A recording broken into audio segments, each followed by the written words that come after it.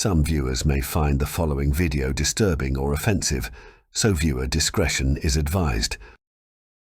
On May 25th of 1983, a 46-year-old man by the name of Adrian Lim was sentenced to death, along with his 36-year-old wife and 33-year-old mistress.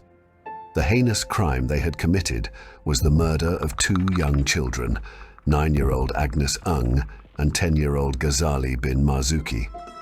Over the course of investigations, police further uncovered the full extent of his depraved lifestyle, such as forcing women, including his wife, into prostitution.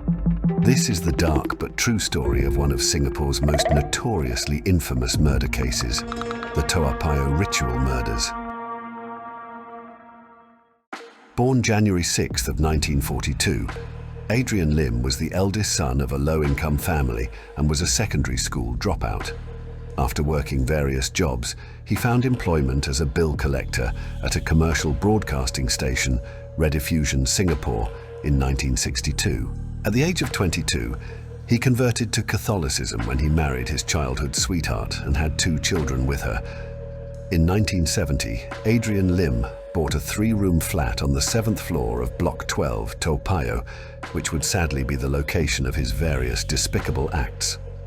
It was around this time that Adrian Lim would begin to form an interest in the occult and black magic. He was fascinated by the tales of men reputed to possess magical powers, who could cast and remove spells and help male clients win the affection of the women they desired. So when someone offered to introduce him to a practicing Bomoh, Adrian needed little persuasion. This Bomoh, whom Adrian was introduced to, was known as Uncle Willie, who also lived in Singapore. When he visited the Bomoh, he noticed that Uncle Willie worshipped gods of several different religions and was convinced after witnessing a ritual that the Bomoh performed. The act that finally convinced me was when he went into a trance in front of the goddess Kali. Uncle Willie took a sword and started to cut his tongue and struck his body and back with the sharp end of the sword. I saw blood oozing out of his tongue after he cut it. He then started to spit blood onto the altar where the photograph of the goddess Kali and statues of other deities and gods were placed. The final act was the drinking of a bowl of blood. Adrian Lim will reference the Hindu goddess Kali many times during his trial, as part of his many devious crimes. He would continue learning from Uncle Willie about the occult and black magic, but one of the things he learnt from the Bomoh was a deceptive trick that would come to be known as the needles in the egg trick. Before a client arrived, Uncle Willie would take a few needles and burn them over a candle flame to blacken them. Using a pair of pliers, he would pick up the needles one at a time and insert them carefully into a raw egg before sealing the puncture in the shell with powder. When the client arrived, Uncle Willie would chant as he passed the egg over the client's head or body. He would then place the egg before the goddess Kali at the altar and after a few minutes ask the client to break open the egg. Inevitably, the sight of the blackened needles would shock the client. Adrian Lim would eventually use this manipulative deception to trick many of his victims, shocking them into believing he had magical abilities. He continued his interest in the occult and learnt from other masters or reading from books. In 1973, police raided his apartment and he was found in possession of illegal pornographic films, which led to him being arrested and then charged in court. However, soon after that, he found an opportunity to start his practice as a part-time spirit medium. The chance encounter was with a woman named Susan, who rented him a room at her home after she was convinced by Adrian Lim following a fortune reading. She recommended several bar girls and hostesses to him that became his regular customers and victims of his quackery.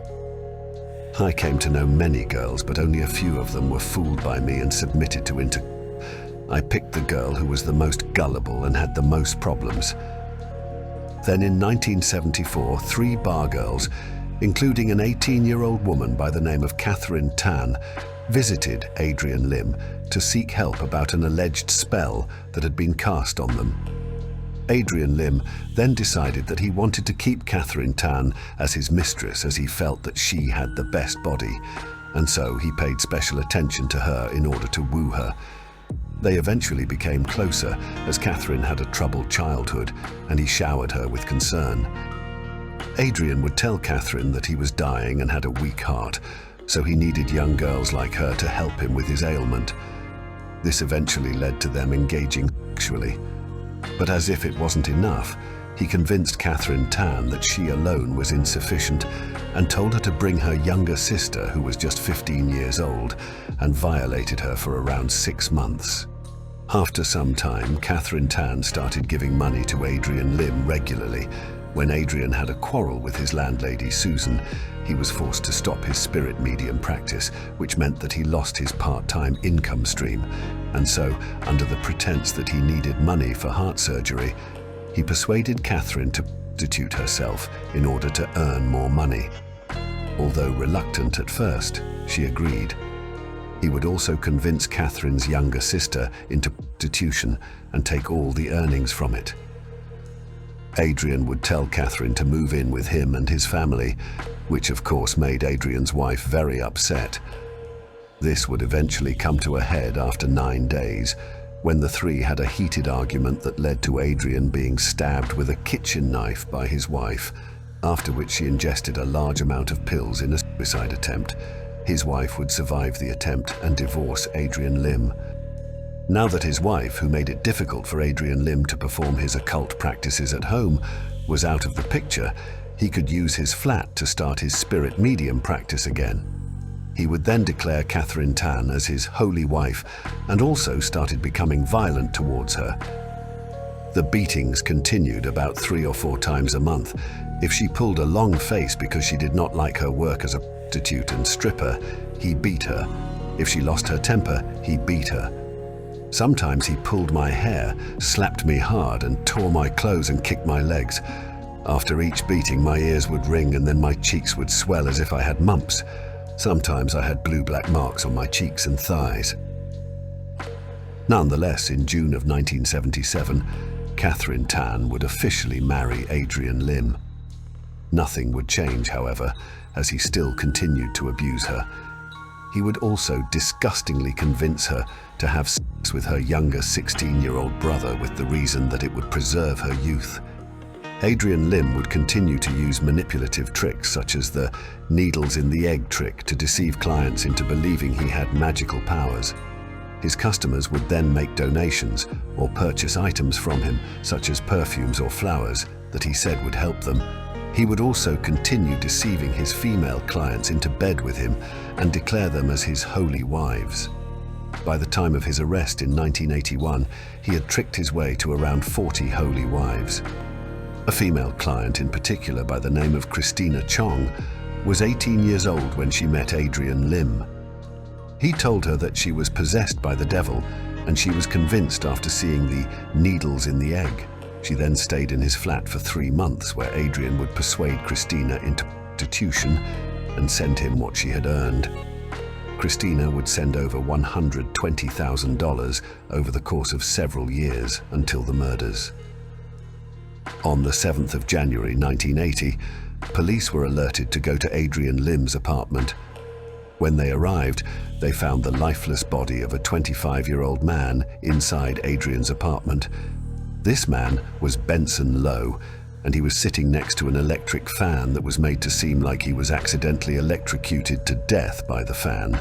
This would be substantiated by a woman named Ho Ka Hong, who was also at the apartment at the time.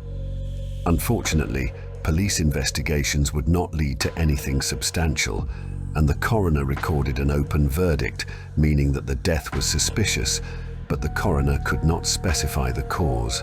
The truth, however, was far more sinister and gruesome. On a day in late 1979, Ho Ka Hong, who was 24 years old at the time, was brought by her mother to visit Adrian Lim at his apartment on the pretext that they were visiting a temple. Her mother had already brought Ka Hong's elder sister to seek help from Adrian for a mental illness and had been staying at Adrian's flat for treatment. As usual, Adrian Lim would use several tricks, including the needles in the egg, which Ka Hong would be impressed by and believed that he had magical powers. Once he gained her trust, Adrian would then declare that Ka Hong was possessed by an evil spirit, which she once again believed. I could fool her easily because she was the superstitious type and furthermore uneducated. She was a fast learner and did as told. That is why I did not want to lose her. On Ho Ka Hong's second visit, Adrian Lim and Catherine Tan would convince her that her dead father's spirit was in her, and she had to follow Adrian into the bedroom to drive the spirit out. This was when Adrian Lim administered another trick which he had developed, the electric shock treatment. He would place the victim's feet in water and attach wires to their heads before passing electricity through them. Suddenly, I trembled all over and saw lights everywhere, although my head was covered with a black cloth. This, I later learnt, was the electric shock treatment. Afterwards, Adrian told me that my face was not as it had been before. He said I looked prettier. Adrian Lim and his wife would continue to influence Ho Ka Hong by taking advantage of the poor relationship between her and her family. One instance, they convinced her that her mother had casted a spell on her and told her to drink Adrian's and her own urine to drive the evil spirit away. They would also convince her that her husband, Benson Low, had also casted evil spells on her and that she would be forced by her husband into prostitution if she went ahead with her wedding ceremony. This was all in an effort to trap her with Adrian, who eventually took her as his holy wife and told her to move in with him. I collected all my belongings and was about to leave when my brothers and sisters tried to stop me. I flew into a rage and fought them. I also smashed the idols at the family altar. When Ho Ka Hong's husband, Benson Low, concerned for his wife, went to Adrian Lim's apartment to look for her, Adrian would tell him that she required treatment and invited him to stay with them if he liked. Benson would then start spending weekends at the apartment and would also receive the electric shock treatment. After about 2 months, on the 6th of January 1980, Benson Low would visit to give invitation cards for his wedding banquet with his wife, Ho Ka Hong. After dinner, Adrian Lim suggested that the couple do the electric shock treatment. All of a sudden, I lost consciousness. When I came to, I sat on the sofa while Adrian and his wife tried to wake my husband. They were unable to revive him. Apparently, Adrian Lim had fatally shocked Benson Low to death on purpose, but he told Ka Hong that the evil spirit in her had jumped out from her body and killed her husband. Adrian then instructed Ka Hong on what to say to the police, that she and her husband were sleeping, but Benson got up as he was feeling warm. However, he was suddenly electrocuted when he went to retrieve the fan. As instructed, Ka Hong lied to the police about the circumstances of her husband's death. Unfortunately, the police were not able to find any substantial evidence for the gruesome murder of Benson Low, so Adrian Lim was able to escape justice, for now. However, even this close brush with the law did not stop his depravity. Adrian Lim would again find himself catching the police's attention just a year later. In the late 1980s, a woman by the name of Lucy Lau would visit the apartment on a sales call for beauty and skincare products.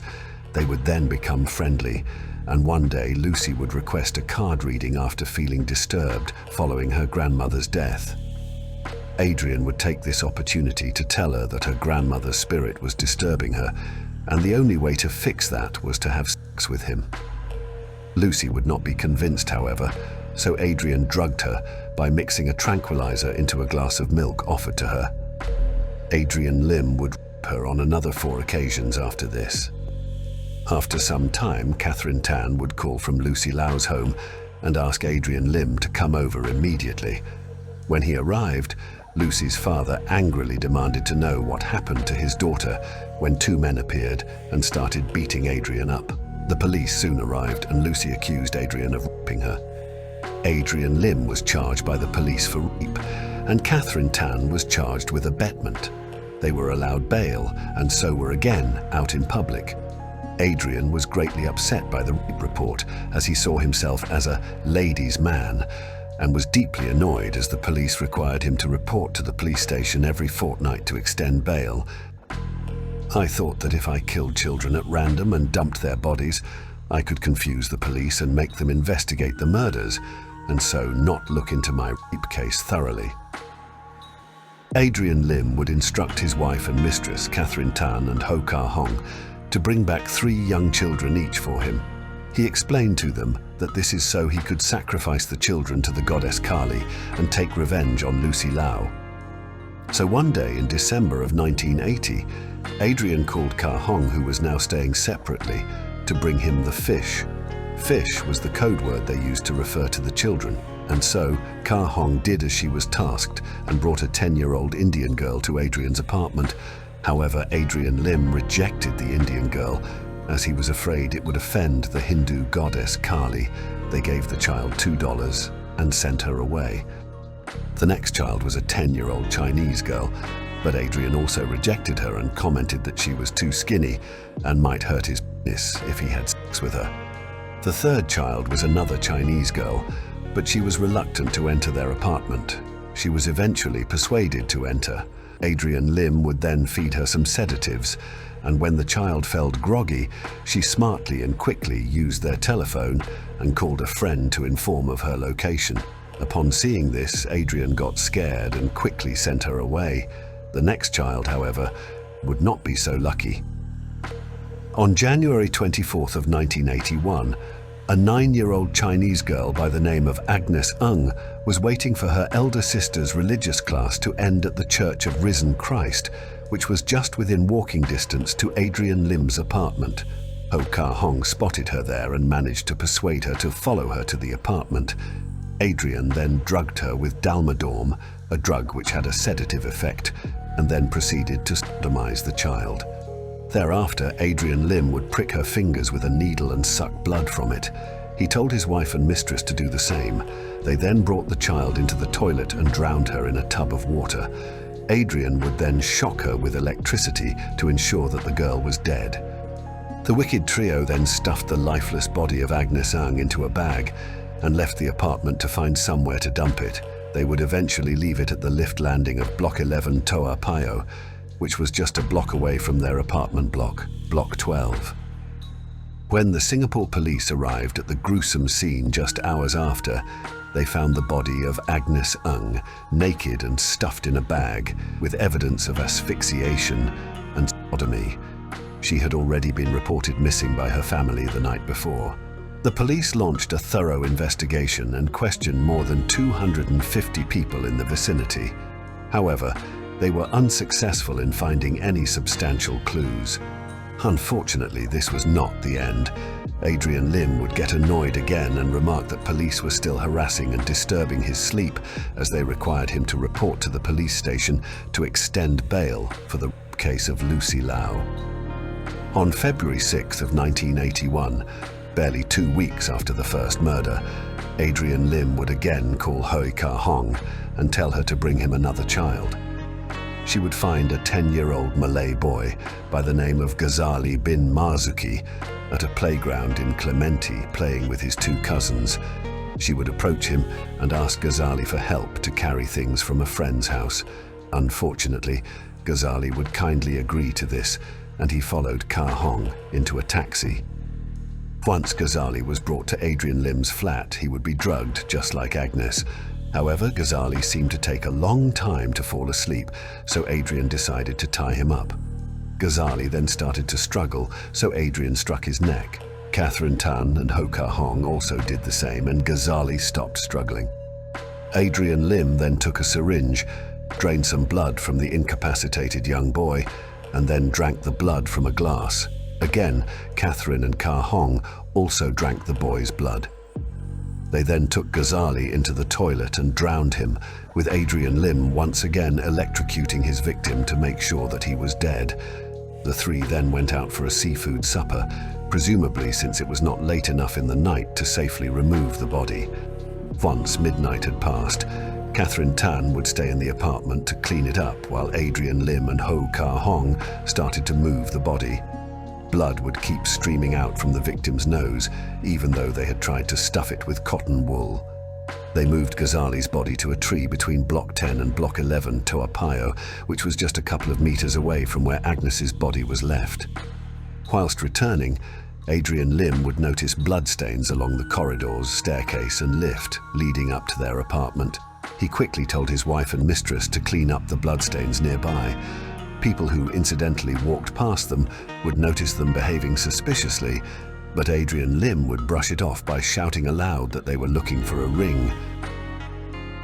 Just hours later, in the morning of February 7th, 1981, Singapore police would be alerted to the scene of Ghazali bin Marzuki's lifeless body. They would find evidence of burns to his back and a puncture wound on his arm, but no signs of sexual assault. Inspector Simon Sapia and Inspector Richard Pereira, detectives from the Criminal Investigations Department, the branch of the Singapore police force in charge of investigating serious crimes such as murder and rape, were assigned to be the overall in charge of the two murder cases. They were at the scene that morning to investigate the murder scene. While searching the area along with other police officers, they very quickly found a blood trail that led them to the 7th story of Block 12, Toa Payoh. At the very first unit, Inspector Pereira was approached by Adrian Lim, who identified himself and told the detective that his wife and girlfriend were living there. The detective then asked for permission to search the apartment, which Adrian agreed to. While investigating the apartment unit, Inspector Pereira spotted traces of blood in the kitchen. Although Adrian Lim would claim that it was merely candle wax, Inspector Pereira had already observed that Adrian was using white candles at his altar, and with his experience was convinced it was blood and not candle wax. Sensing the detective's suspicion, Adrian would then claim it was merely chicken blood. When Inspector Pereira told Adrian to sit down, he would request to use the toilet, but while walking there, Adrian reached down under a carpet and removed something underneath it. But Inspector Pereira, who was observing all the while, immediately stopped him. Continuing his investigations, Inspector Pereira flipped through a telephone directory when a slip of paper fell out of it. The slip of paper had the first victim, Agnes Ng's full name and telephone number.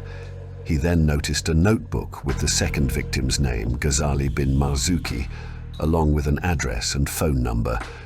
At the time, Inspector Pereira did not yet know that Ghazali was the name of the victim of Adrian's latest murder. Upon questioning, Adrian Lim would give an excuse that both of them came to the house for help and that he gave them some money and left. By now, Adrian Lim, along with his wife and mistress, were isolated in a bedroom, whilst the police officers continued to investigate the apartment. Adrian would then approach Inspector Pereira to explain that Ghazali's details were in the notepad because the boy was seeking help for a bleeding nose. Adrian then claimed that they treated the injury, gave him $5, and then he left. Although Adrian Lim appeared calm throughout the investigation, he became agitated after police did a background check and mentioned a rape report. He started to raise his voice, and his mistress, Ho Kah Hong, had also started becoming agitated. Satisfied with the evidence gathered and with overwhelming suspicion that they were involved with the killing, Adrian Lim, Catherine Tan, and Ho Kah Hong were all arrested and brought back for further questioning.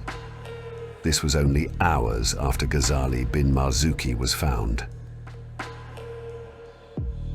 Whilst in custody, all three of them would reveal the shocking details of Adrian Lim's various depraved deeds throughout the many years, including confessing to the murder of Ho Kah Hong's husband, Benson Low, as well as Adrian's deception of countless female victims.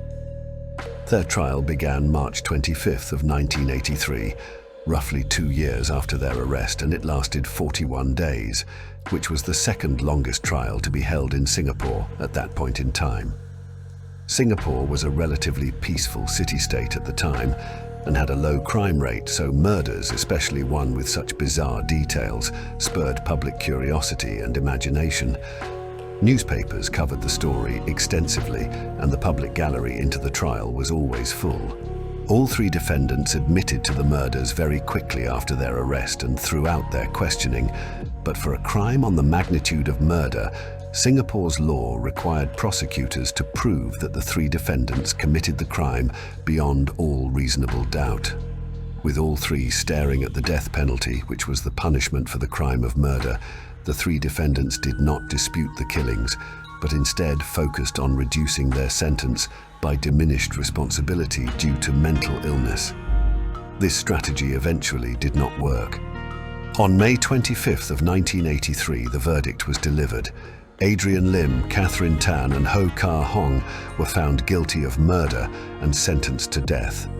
While being led out of court after the sentencing, Adrian Lim shouted out, "Thank you, my lords.